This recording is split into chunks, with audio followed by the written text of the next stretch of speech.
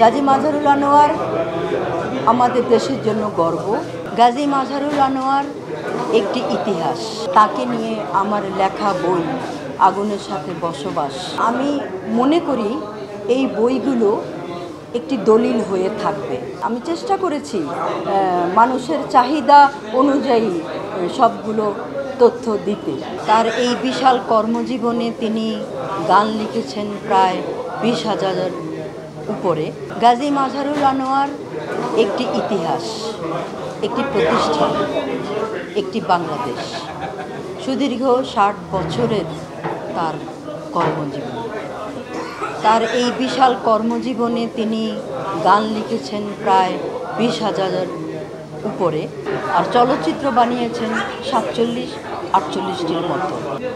তার সাথে যখন যেখানে যেতাম সবাই আমাকে ঘিরে ধরত, যে ওনার কর্মজীবন সম্পর্কে তো আমরা কম বেশি মোটামুটি মিডিয়ার মাধ্যমে জানি, তো জানতে ইচ্ছা করে উনি ব্যক্তি জীবনে কেমন ছিলেন। সেজন্যই তাকে নিয়ে আমার লেখা বই আগুনের সাথে বসবাস। আগুনের সাথে বসবাস বইটি প্রথম খণ্ড গত বছর বেরিয়েছে। ওই বইটিতে আমি তার ব্যক্তি জীবন নিয়ে লিখেছি, আর এখন লিখছি তার কর্মজীবন নিয়ে। তার তো 60 বছরের কর্মজীবন, তো এবার আমি লিখেছি 60 আর 70 দশক নিয়ে। তারপরে ধারাবাহিকভাবে আমি তার পুরো কর্মজীবন নিয়েই বই লিখব।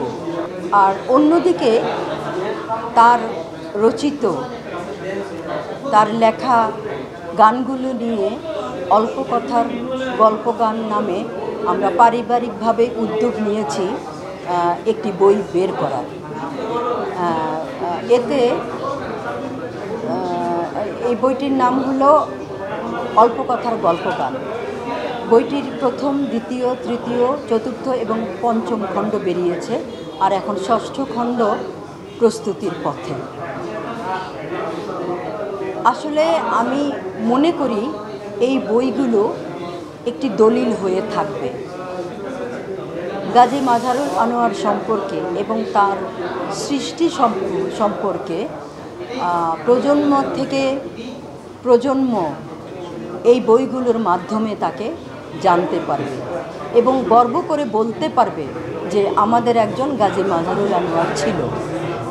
গাজী মাজহারুল আনোয়ার আমাদের দেশের জন্য গর্ব, আমাদের অহংকার। তাকে জানলে পুরো বাংলাদেশকে জানা হবে। আপনারা এই বইগুলো পাবেন রকমারিতে। আমি মনে করি তার সম্পর্কে জানা দরকার। আপনারা বইগুলো রকমারি থেকে কালেকশন করে নেবেন। এখন তো বের করে আজকে যেটা প্রকাশিত হলো সেটা হলো আগুনের সাথে বসবাস 2। এটা তার কর্মজীবন নিয়ে লেখা।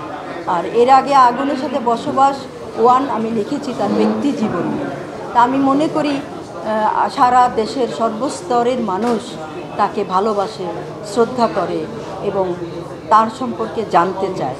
তো এই বইগুলোর মাধ্যমে আপনারা ওনার সম্পর্কে আমি মনে করি যা যা জানার দরকার এই বইগুলোর মধ্যে পাবেন। আমি চেষ্টা করেছি মানুষের চাহিদা অনুযায়ী সবগুলো তথ্য দিতে।